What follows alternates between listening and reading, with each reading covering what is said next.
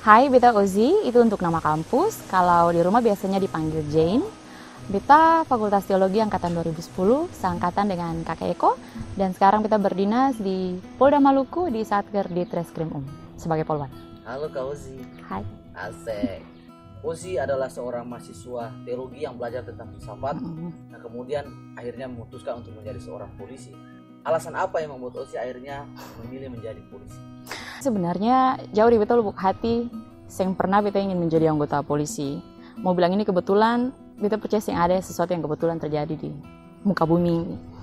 Beta mau jadi polisi itu karena memang ada dua alasan. Yang pertama, beta terlanjur janji buat beta teman baik untuk batamang dia waktu tes polisi tahun 2015 itu. Kemudian yang kedua itu alasannya karena di saat itu beta punya om, Bapak Tenga, meninggal dunia. Antua anggota polisi di Polda, dan beta merasa terpanggil untuk bergabung. Mungkin itu. Nah, ini menarik. Saat Ozi mulai bergabung itu, kira-kira boleh bagi pengalaman sih bagaimana perasaan saat mulai masuk di pendidikan polisi? Iya, Kakek Eko, karena beta jiwa bukan jiwa ingin jadi polisi. Jadi saat tahap seleksi itu beta yang terlalu serius, beta biasa-biasa saja sampai akhirnya beta lolos dan ikut pendidikan pun kayak dalam hati tuh kayak masih belum percaya gitu, dalam hati kayak masih belum terima gitu, karena beta ini sangat cinta ranah teologi dan masuk ke akademi kepolisian, dalam hal ini pendidikan pembentukan bintara itu hal yang sangat berbeda jauh, dan mau bikin bagaimana lagi, akhirnya ya beta jalani saja sampai detik ini. Nah, waktu dulu itu Ozi ini juga dia merupakan salah satu putri kalau yang salah. Waktu dia rambut masih panjang. Perjuangan bersama itu. Putri apa kalau yang salah? Putri kampus Kakek Eko.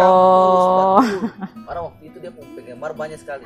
Jadi putri kampus. Nah, itu salah satu prestasi yang beta masih ingat saat itu. Itu Ozi bagaimana sampai bisa jadi putri kampus, dan apa saja yang dilakukan putri kampus saat itu? Bagaimana beta bisa jadi putri kampus? Karena teman-teman, karena The Faxten. Hari itu beta betul-betul merasakan dukungan yang paling besar dari teman-teman. Beta sih pernah suka untuk ajang-ajang kayak begitu, ikut ajang-ajang begitu. Tapi beta ingat kakak James Pakniani hari itu paksa beta untuk mendaftar. Beta sih mau daftar, tapi kakak James yang pi daftar beta sendiri.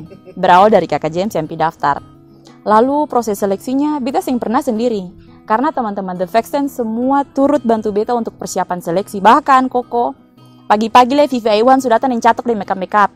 Datang di kakak Sandi punya rumah, dia su makeup beta. Semua dengan teman-teman The Faxten yang lain juga, Kak Frim juga. Semua sama-sama temani sampai dari proses pemilihan sampai proses meraih juara. Beta sing pernah lepas dari teman-teman The Faxten punya dukungan. Kalau sing salah sih waktu itu tujuan pemilihan putri kampus itu untuk melanjutkan ke pemilihan putri pariwisata Maluku. Cuman sayangnya beta sayang sampai lanjut ke putri pariwisata Maluku. Sekarang sebenarnya urus ini ya, pantai-pantai kalau. Oh, jalan Tuhan lain padahal urus orang lain padahal. Ya. Jadi kebanyakan stigma yang muncul di kehidupan sehari-hari, misalnya dari orang tua. Pertama adalah ketong kuliah teologi, ketong harus jadi pendeta. Iya. Itu harus dan harga mati. Harga mati. Ke NKRI harga mati. Dan sampai di teman-teman di lingkungan juga begitu. Ketong kalau belum jadi pendeta atau yang menjadi pendeta, ketong menjadi lain, dong bilang ketong lari dan ketong punya panggilan. Ya. Nah, beta mau mendengar pendapat Ozi soal ini. Ketika orang bilang seperti itu, apa yang Ozi jawab?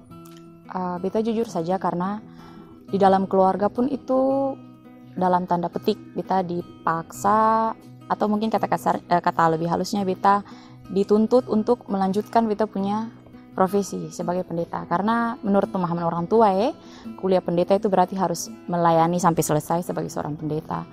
Tetapi beta lagi-lagi berargumen untuk doang bahwa pendeta memang benar melayani umat Tuhan. Itu bukan berarti bahwa katong yang terpanggil sebagai guru, sebagai kakak Eko ini penyair, atau sebagai tukang sampah, tukang sapu-sapu jalan, itu berarti bahwa katong melayani Tuhan kan. Buat beta menjadi pelayan Tuhan itu juga berarti katong melakukan katong punya tugas dengan sungguh-sungguh dan menjadi berkat buat orang lain. Beta sih intinya itu. Jadi kalau orang pasang stigma itu ke beta yang terlalu peduli sih. Gitu. Intinya adalah itu melayani. Beta sih itu intinya. Ya, bagaimana kehidupan sehari menjadi polisi? Kehidupan hari-hari kayak biasa saja, kayak anggota yang lain. Beta bertugas di bagian reserse kriminal umum.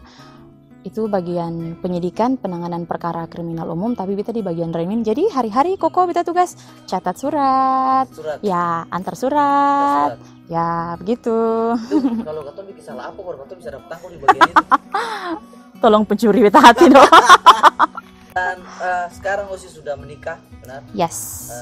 Suaminya juga dari kepolisian. Berarti dapat jodoh di kantor polisi ya? Itu dia, Kinta Sapanggo satu. Setiap apa yang katong kerja, katong punya medan perjuangan masing-masing Ya. dan medan pelayanan gitu. Jadi teman-teman semua, hari ini Osi telah mengingatkan katong bahwa sebenarnya katong harus hapus stigma-stigma yang hadir di masyarakat. Karena polisi juga melayani. Iya dong, sama Pendeta tulusnya juga, kok. Pelayan juga Ya. melayani. Semua punya tujuan pelayanan masing-masing. Osi punya harapan apa untuk teman-teman yang di luar sana yang hari ini barangkali mau jadi sesuatu karena dipaksa gitu, oleh orang tua. Pesan kita sih mengajak untuk memberontak atau membangkang orang tua, tapi pada kenyataannya apa yang katong cintai, apa yang buat katong merasa nyaman untuk menjalani, tekunilah itu. Karena apa? Kadang orang tua ingin katong menjadi sesuatu, tapi katong punya hati kecil kan sing mungkin toh. Misalnya katong sing mau, misalnya nanti beta harus paksa beta anak besar-besar nanti harus ganti mama jadi poluan. Tapi kalau beta anak misalnya mau jadi penyanyi bagaimana? Kan dia harus menjalani, dia punya kehidupan sendiri. Katong kan akan menjalani, katong punya kehidupan, kemudian katong akan pergi meninggal, katong punya anak-anak, dan anak-anak kan melanjutkan punya kehidupan. Dan beta rasa saat katong melakukan sesuatu yang katong cintai dan katong rasa nyaman, katong akan bertahan sampai akhir. Ini yang di Maluku nih Pak Rame nih. Ya. Itu misalnya nih ada keluarga guru, Dinasti dia anak guru. Dinasti guru. dinasti guru nih.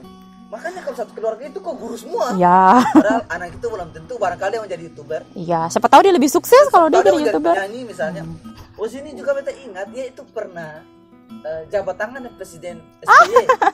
Betul? Ya.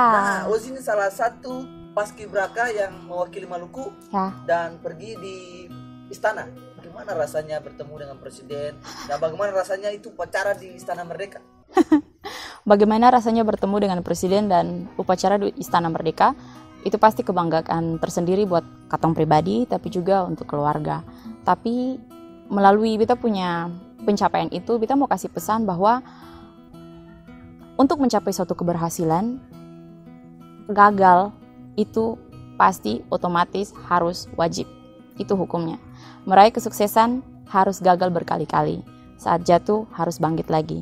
Karena kalau mau mencapai sesuatu yang sukses, berarti harus berkorban dengan kegagalan. Itu sih buat beta. Terima kasih Ibu Polisi. Semoga apa yang boleh Osi sampaikan boleh berguna untuk teman-teman di luar sana. Salam dari beta dan Osi, sampai baku dapat di episode selanjutnya.